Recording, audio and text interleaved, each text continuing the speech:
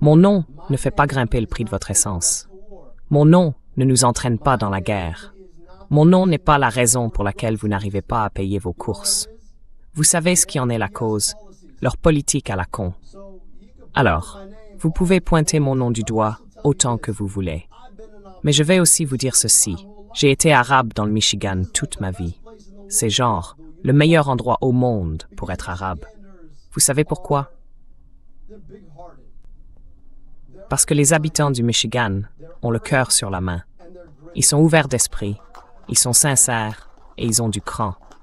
Et les habitants du Michigan en ont marre de ces politiques à la con qui viennent nous diviser, alors qu'il y a tellement plus de choses que nous pourrions réellement accomplir ensemble si nous étions prêts à nous rassembler autour de ça.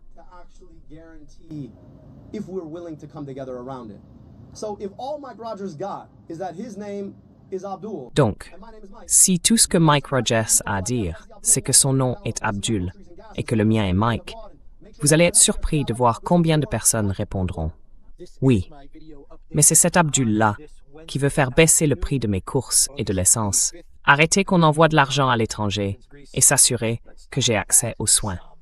Alors oui, je préfère cet Abdul à votre Mike de Floride. » Voici ma mise à jour vidéo, ce mercredi après-midi 5 août, depuis Athènes, en Grèce. Parlons un peu de l'actualité et commençons par la grande frappe russe contre l'Ukraine. Des missiles visant Kiev, mais aussi d'autres régions d'Ukraine. Une très importante frappe de missiles russes a eu lieu hier. Et l'armée russe ciblait des installations militaires et des infrastructures de distribution militaire.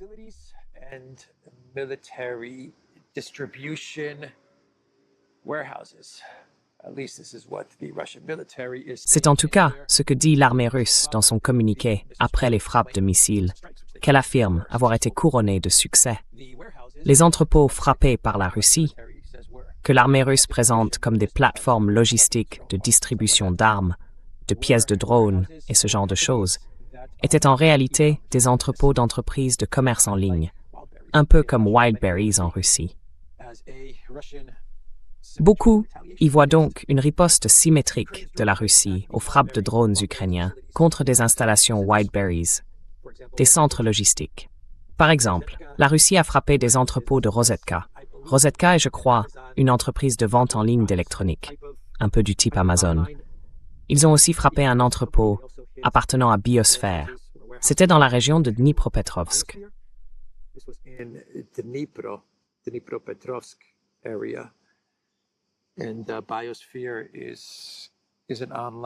Et Biosphère est une entreprise de commerce en ligne qui vend des articles pour la maison. Mais l'essentiel dans ces frappes, c'est qu'il semble que la Russie s'en prenne désormais aux détaillants en ligne, aux entrepôts et aux centres de distribution des détaillants en ligne en Ukraine. C'est quelque chose que l'Occident collectif, l'OTAN et l'Ukraine ont commencé en s'en prenant à Wildberries. Et maintenant, la Russie va faire la même chose en Ukraine. Ça me rappelle les attaques contre les navires céréaliers en mer d'Azov, où l'Ukraine a frappé entre 50 et 150 cargos et navires céréaliers russes. Et ils s'en félicitaient comme d'une immense victoire. Puis la Russie a décidé de s'en prendre aux exportations ukrainiennes de céréales et de blé. Et elle a de fait bloqué le port d'Odessa.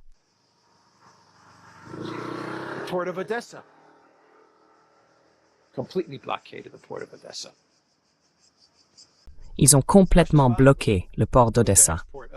La Russie, elle, n'a aucun problème avec ses exportations de blé et de céréales. Elle peut trouver d'autres itinéraires. L'Ukraine, non. La riposte russe a donc été 100 fois plus dévastatrice que l'idée stupide de l'Occident collectif de tenter de couper les exportations russes de céréales.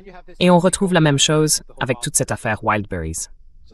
L'Occident collectif et les commandants de l'OTAN, tous ces gens-là, pensent être malins en s'en prenant aux plateformes logistiques du commerce en ligne de Wildberries. Ils croient qu'ils vont créer des problèmes en Russie et forcer Poutine à venir à la table des négociations parce que les Russes ne peuvent plus recevoir leurs produits Amazon ou leurs équivalents d'Amazon. Et que fait l'armée russe? And what does the Russian military do? They say, okay, Ils disent « D'accord, vous allez vous en prendre à nos entrepôts de commerce en ligne et nous pouvons nous en prendre aux vôtres. » Et c'est ce qu'ils font. Et ils ne le font pas avec des drones. Ils le font avec des missiles, des Iskander, des Calibres, des Kinjal, et bientôt avec des missiles nord-coréens. Reuters rapporte que la Corée du Nord va tester ces missiles. Une unité nord-coréenne va être déployée en Russie, quelque part dans le sud du pays, selon Reuters. Et ils vont tester leurs missiles contre l'Ukraine. C'est le bon moment pour tester ces missiles, parce que l'Ukraine n'a aucune défense aérienne. Donc si vous êtes en Corée du Nord, je ne sais pas pourquoi je me suis assis au soleil. J'ai encore le décalage horaire. Je prends des décisions idiotes. Sortons du soleil.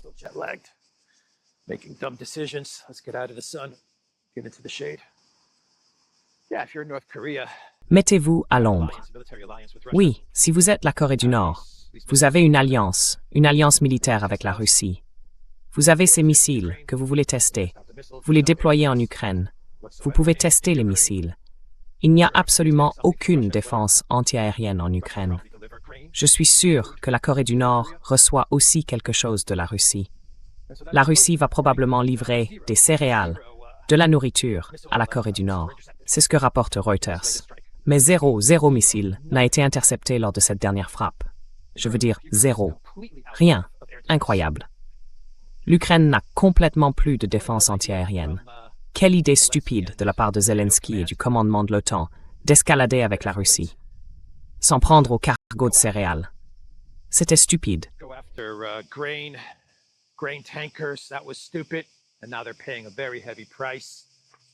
Et maintenant, ils en paient le prix fort. Un blocus en mer Noire. Je croyais que l'Ukraine avait gagné la guerre en mer Noire. Ce n'est pas ce qu'on nous racontait depuis 2-3 ans. L'Ukraine a gagné la guerre en mer Noire. Maintenant, vous êtes bloqué en mer Noire. Encore un mensonge des médias de l'Occident collectif. Mais quelle idée stupide de s'en prendre aux installations de commerce en ligne de Wildberries. Pourquoi escalader de cette manière alors qu'il ne vous reste plus aucune défense aérienne? Je vais faire un mème à partir du mème de Sun Tzu. Je l'appellerai Sun Goblin ou Sun Zelensky. Le meilleur moment pour escalader dans une guerre, c'est quand vous n'avez plus de défense aérienne. Le meilleur moment pour escalader dans une guerre, c'est quand vous n'avez plus de défense aérienne. C'est le meilleur moment. Plus aucun système de défense aérienne. No air defense systems? Let's escalate. Passons à l'escalade. Ça n'a absolument aucun sens. Des choses stupides de la part de l'OTAN et du Gobelin vert. Mais encore une fois, on a affaire au Gobelin vert, qui prend continuellement des décisions stupides et idiotes, surtout quand il s'agit de décisions militaires. Vous vous souvenez de l'offensive de l'été 2023, qui m'a offensé, qui vous a offensé, qui a offensé tout le monde. Ça a été un désastre. Ou alors, que dire de l'entrée à Koursk pour tenter de s'emparer de la centrale nucléaire? Ça a échoué. La centrale nucléaire de Koursk, ça a complètement échoué. Et au lieu que Zelensky retire tout, qu'il retire son armée, il a décidé de persister et de s'entêter et d'envoyer davantage de militaires à Koursk afin de créer le récit selon lequel l'Ukraine envahissait la Russie.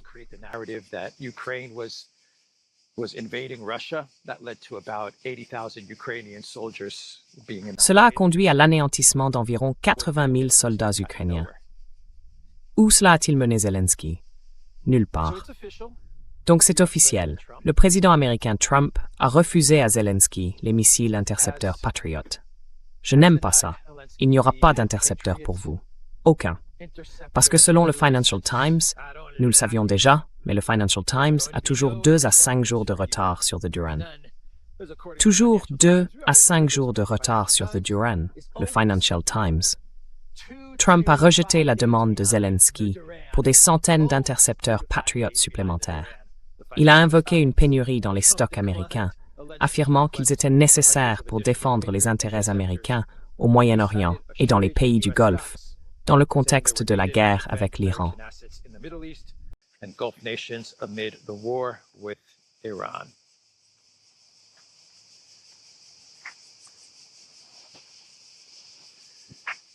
No surprise there.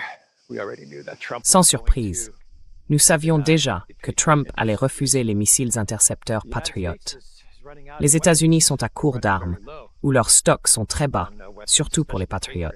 J'y reviendrai plus tard. Dans un instant, c'est une autre grande information, les stocks d'armes américains.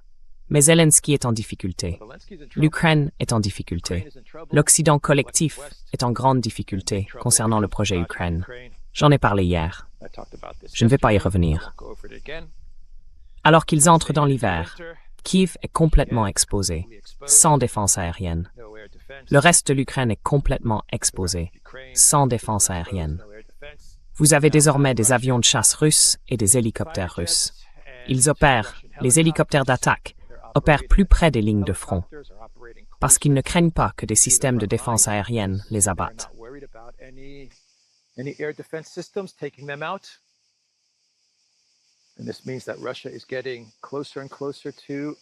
cela signifie que la Russie se rapproche de plus en plus de son objectif final, du moins dans cette phase de l'opération militaire spéciale, qui est de prendre Slaviansk et Kramatorsk, et d'en finir avec le Donbass. Reuters rapporte que, concernant les intercepteurs Patriot et la licence, enfin, la demande d'intercepteurs Patriot et de la licence, les intercepteurs Patriot que Zelensky a demandé, qu'il a supplié Trump de lui donner lorsqu'il était aux États-Unis, ne viendront pas. La licence, nous savons qu'elle ne viendra pas.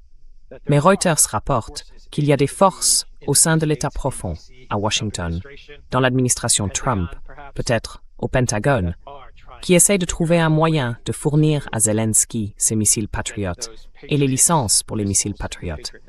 Ils cherchent comment faire, même si Trump dit officiellement non.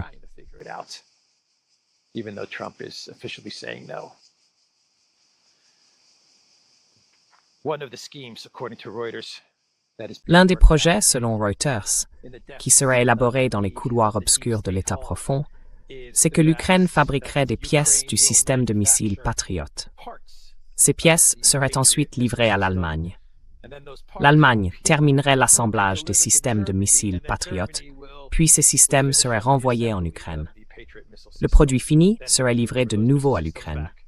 Quelle idée stupide!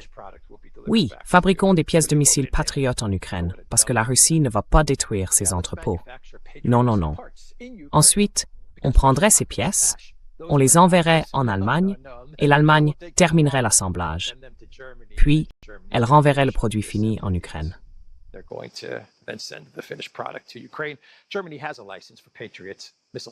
L'Allemagne a une licence pour les systèmes de missiles Patriot.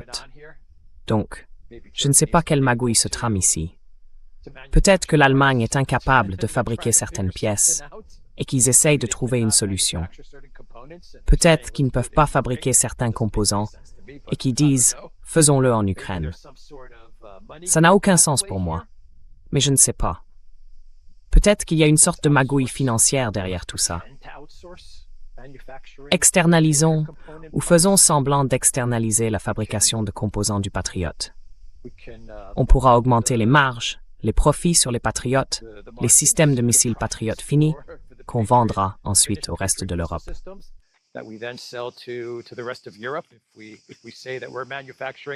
S'ils disent qu'on fabrique les pièces en Ukraine, je ne sais pas. Je ne vois pas bien quelle est la manœuvre là, mais il ne fait aucun doute qu'il y a une forme d'arnaque, une forme de combine en cours, parce que l'Allemagne détient la licence pour les missiles Patriot. Et maintenant, ils parlent d'en fabriquer une partie en Ukraine, puis ça repart en Allemagne, et ensuite l'Allemagne les renvoie en Ukraine. Franchement, tout ça a l'air très très ridicule, si vous voulez mon avis. Mais je suis sûr qu'il y a davantage d'argent à se faire avec ce montage, et c'est pour ça qu'ils en parlent.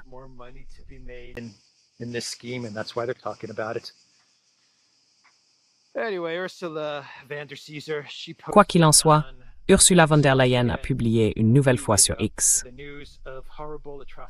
Nous nous réveillons avec la nouvelle d'horribles atrocités commises par la Russie lors de ses attaques aériennes contre l'Ukraine. La Russie doit payer pour les destructions qu'elle a causées. Et nous utilisons les produits des avoirs russes immobilisés pour nous assurer qu'elle le fasse.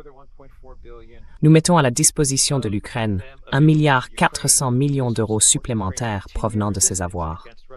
Cela soutiendra la poursuite de la résistance de l'Ukraine face à la guerre illégale menée par la Russie. Autrement dit, Ursula dit qu'elle va continuer à sacrifier l'Ukraine à la Russie afin de poursuivre la guerre contre la Russie. Salut mon ami. Le premier chat athénien que je vois depuis mon retour. Since I've been back.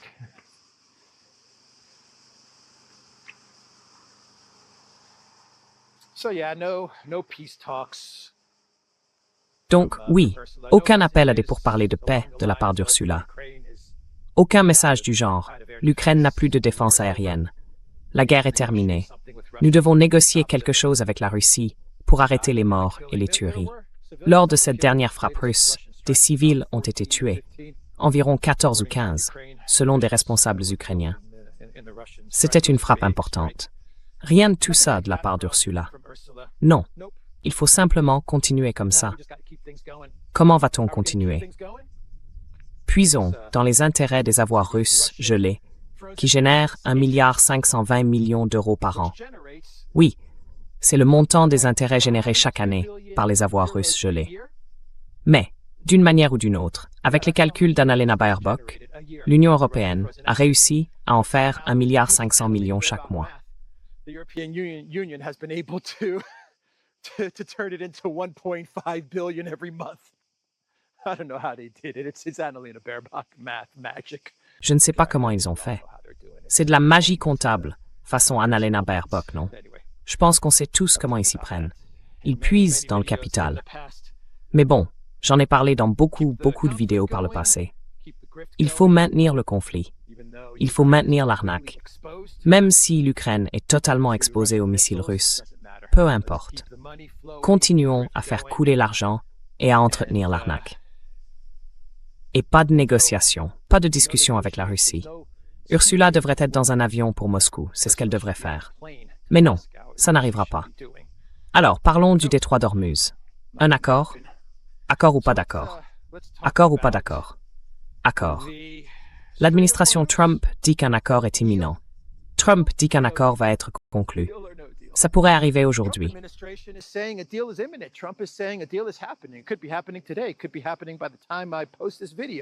Ça pourrait être en train de se produire au moment où je publie cette vidéo. Il y aurait un accord sur le détroit d'Ormuz, pas un protocole d'accord global, ni une fin du conflit. On parle d'un accord portant sur le détroit d'Ormuz. Donc c'est très précis. Et Trump dit qu'il y a un accord. Bessent dit qu'il y a un accord. Ça pourrait être annoncé aujourd'hui, dans l'heure qui vient, dans les prochaines minutes, dans les prochaines secondes. Les médias iraniens. Je n'ai entendu aucune déclaration de responsables iraniens. Mais les médias iraniens disent qu'il n'y a pas d'accord, qu'il n'y a pas de discussion concernant le détroit d'Ormuz. C'est ce que disent les médias iraniens. Je n'ai lu absolument aucune déclaration de responsables iraniens. Alors qu'est-ce qu'on a? Est-ce qu'il y a un accord ou pas?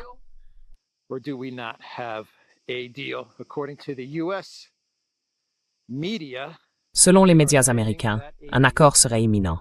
Le Wall Street Journal, Reuters, CNN, le New York Times, tous disent qu'un accord arrive.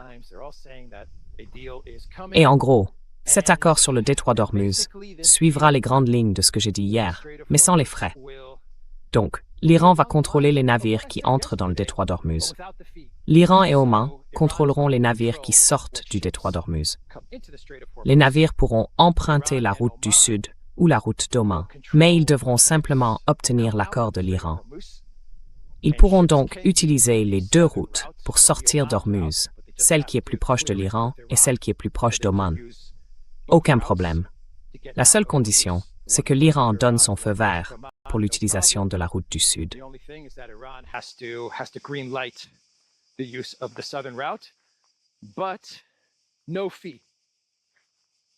Mais sans frais.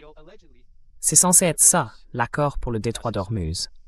Il dit qu'il n'y aura pas de frais. Je n'y crois pas. Je n'y crois pas du tout. Je pense que l'Iran veut ses frais. Mais je crois que le Wall Street Journal a rapporté que, Au lieu de frais, ils pourraient finalement mettre en place quelque chose qui ressemble à ce qui existe pour le détroit de Malacca. Les Grecs comprendront pourquoi ça me fait rire, les personnes qui parlent grec. Mais je crois que, dans le détroit de Malacca, il y a un système avec un fonds volontaire qui a été créé.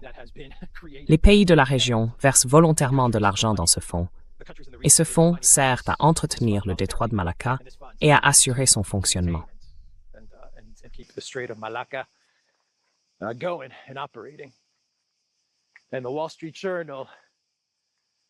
Et le Wall Street Journal affirme, je crois que c'était le Wall Street Journal, je peux me tromper, mais peu importe, que, au lieu de droit de passage, ce que proposent Oman et l'Iran, c'est de créer un fonds volontaire. Alors écoutez bien, c'est là que ça devient intéressant. Les pays du CCG, les pays du Golfe, verseraient de l'argent dans ce fonds volontaire. Mais les Européens y verseraient aussi de l'argent, parce que ce sont surtout les Européens et les pays du Golfe qui utilisent le détroit d'Ormuz. Et c'est peut-être l'accord que les États-Unis acceptent, que l'Iran accepte, qu'Oman accepte. Donc ils ne vont pas appeler ça un droit de passage, ils vont appeler ça un fonds volontaire. Les États-Unis n'y verseront rien. L'Iran et Oman auront accès à ce fonds volontaire. Et les pays du Golfe, ainsi que les Européens, verseront de l'argent dans ce fonds.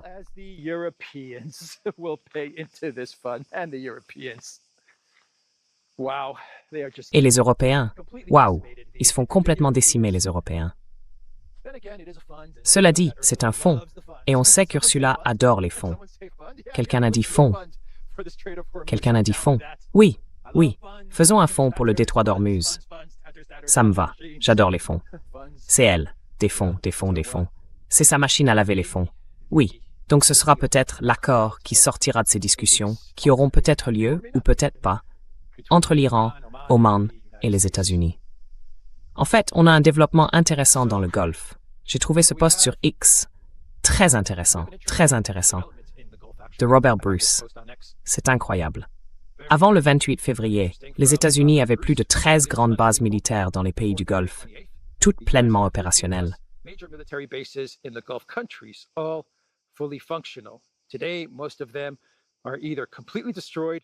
Aujourd'hui, la plupart d'entre elles sont soit complètement détruites, soit hors service. Une énorme réussite pour l'Iran. Et Grok l'a confirmé en fait. Quelqu'un a demandé à l'IA Grok si c'était réel. C'est un fil sur Twitter. Et Grok a répondu « Oui, les États-Unis se sont pratiquement retirés des bases militaires dans les pays du Golfe. Une évolution assez incroyable en 6 mois, hein? 6 mois. 13 grandes bases militaires que les États-Unis exploitaient dans la région ont maintenant pratiquement disparu. Abandonnées. Pas complètement, mais c'est stupéfiant. En seulement 6 mois. Et il y a 6 mois, 7 mois, le détroit d'Ormuz était ouvert, et il n'y avait pas de frais.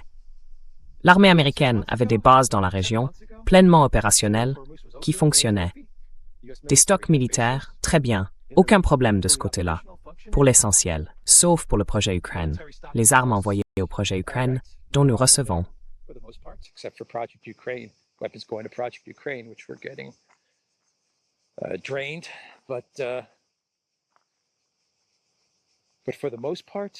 Mais dans l'ensemble, ces bases militaires n'étaient pas en difficulté, et le détroit d'Ormuz était ouvert, et il n'y avait aucun droit de passage. Incroyable. Amazing.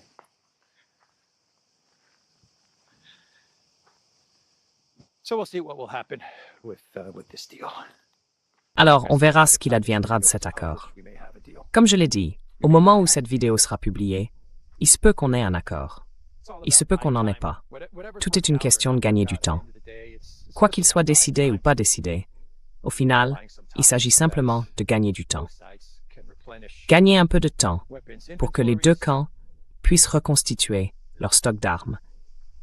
Pour que l'Iran puisse continuer à travailler sur son partenariat et ses échanges économiques avec la Chine, avec la Russie, et essayer de stabiliser les choses sur le plan économique.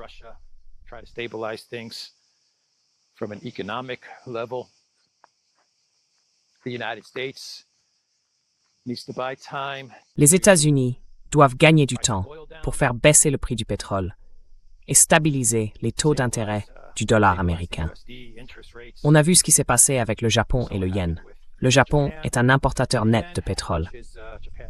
Et on a vu ce que Bessent a dû faire là-bas, intervenir auprès de la Banque centrale du Japon pour stabiliser le yen. Bessent est très inquiet au sujet des bons du Trésor américain, dont je crois que le Japon en détient énormément. Donc oui, il s'agit simplement de gagner du temps. Le conflit ne se termine pas vraiment. Les deux camps cherchent seulement des moyens de gagner du temps.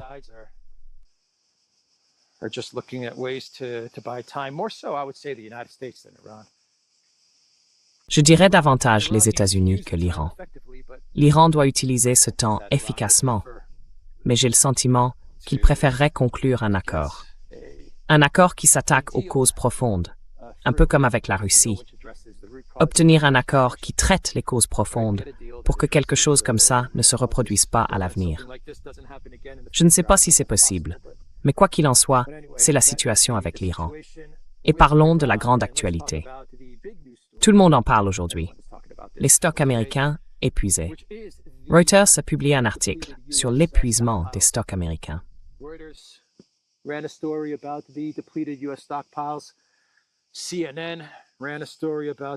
CNN a diffusé un reportage sur l'épuisement des stocks américains. On parle des ATACMS, des TAAD, des Patriot, des Tomahawk. Tout est épuisé.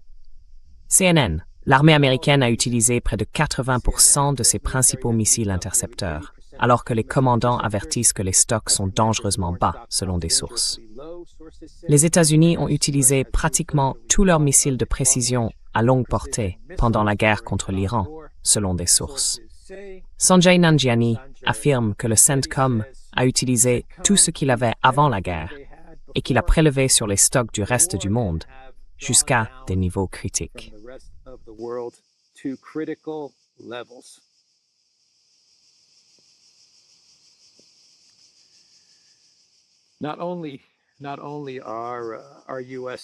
Non seulement les États-Unis manquent d'armes au Moyen-Orient, pour le CENTCOM au Moyen-Orient, mais ils ont même dû se tourner vers d'autres théâtres, d'autres zones, vers des alliés, et leur prendre des armes afin de poursuivre la guerre avec l'Iran. Voilà donc la grande information. Les États-Unis sont en train d'épuiser leur stock d'armes, comme l'ont révélé CNN et Reuters. Pete Hegseth le nie. La Maison-Blanche le nie. Retour à la prison, des capsules de bouteilles dans l'Union européenne. Mais CNN s'entretenait avec... J'ai oublié le nom de ce sénateur. J'ai oublié qui est ce type. C'est un type odieux. Mais CNN interviewait ce type, un soutien de Biden. Coons, je crois. Je dirais que c'est Coons.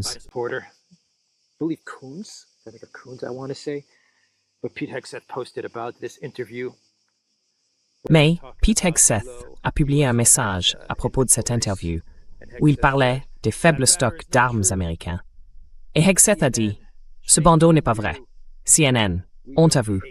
On ne déteste pas assez les médias de fausses informations. » Voyons ce que dit le bandeau. Source, les États-Unis ont utilisé près de 80% de leurs principaux missiles intercepteurs dans la guerre en Iran. Les principaux commandants avertissent que les stocks sont dangereusement bas. D'accord, voilà le bandeau. Pendant ce segment de CNN, Pete Hegseth a dit « Ce n'est pas vrai, mec. Mec, ce n'est pas vrai. On a plein d'armes. Plein d'armes. Plein d'armes. Je vais descendre quelques bières. Boire une bière cul-sec, mec. » Pete Hegseth n'a aucune idée de ce qui se passe, mec. Il n'a aucune idée de ce qui se passe. Oh là là. Allez, faisons un Clown World et on pourra conclure cette vidéo. Parce que le décalage me fatigue pas mal.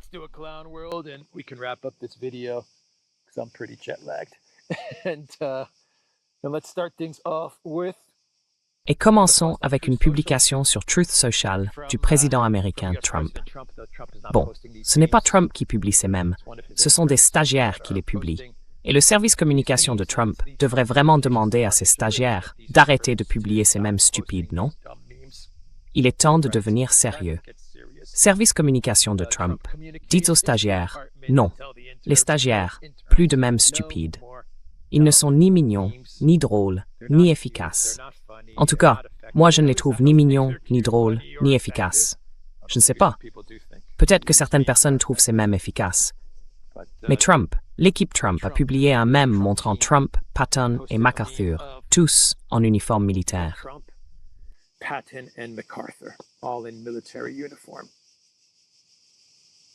Trump didn't go to the military, by the way. But Trump n'a pas fait son service militaire, au passage, mais le voilà aux côtés de Patton et de MacArthur.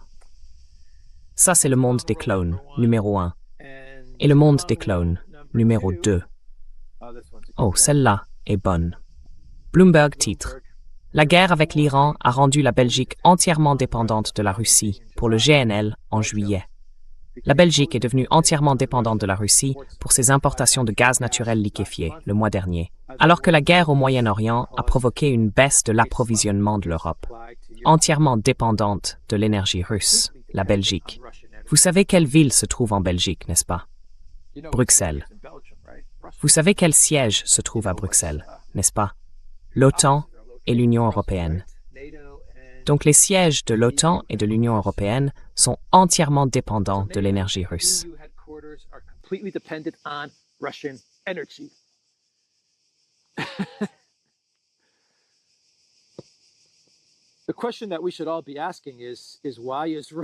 La question que nous devrions tous nous poser, c'est: pourquoi la Russie fournit-elle du GNL à la Belgique? Pourquoi la Russie leur donne-t-elle du GNL? Pourquoi la Russie fournit-elle de l'énergie à la Belgique et à Bruxelles? Voilà la vraie question.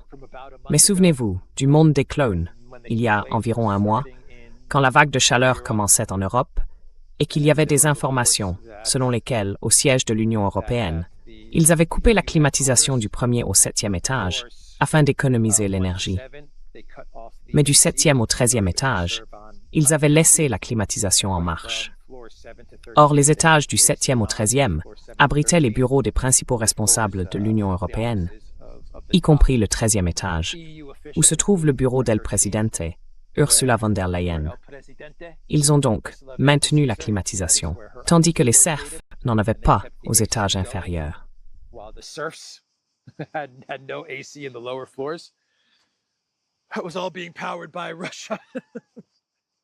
Tout ça était alimenté par la Russie, c'est ça? L'énergie russe, tout ça. Ouais. Bref, voilà la vidéo. Tout le monde. Je crois que je vais m'arrêter là. C'est une structure vraiment bizarre, étrange. C'est quoi ça? On va regarder ça. Est-ce que j'ai dit de détruire le bouton j'aime? Je ne crois pas l'avoir dit. S'il vous plaît, détruisez ce bouton j'aime. Anéantissez le bouton hype. Et à tous les spectateurs qui se sont abonnés à cette chaîne, merci beaucoup de vous être abonnés. Vérifiez votre abonnement, s'il vous plaît, parce que YouTube désabonne les abonnés de ma chaîne. C'est quoi ça? Une cabane dans les arbres ratée. Vous pensez que c'est quoi? Une structure extraterrestre? Je ne sais pas. La cabane dans les arbres d'Aristote ou de Socrate. The treehouse of Aristotle or Socrates?